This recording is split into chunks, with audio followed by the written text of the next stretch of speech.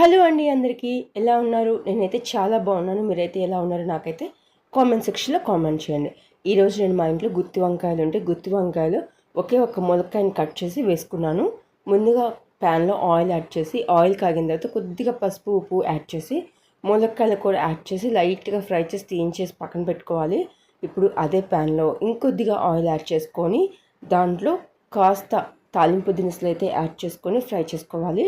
ఇవి కాస్త ఫ్రై అయిన తర్వాత ఉల్లిపాయలు కూడా యాడ్ చేసుకొని ఫ్రై చేసుకోవాలి. ఇవి కాస్త ఫ్రై అయిన తర్వాత వంకాయ ముక్కలు కూడా యాడ్ చేసేసుకొని దీంట్లో తగినంత పసుపు ఉప్పు కూడా యాడ్ చేసుకొని ఫ్రై చేసుకోవాలి.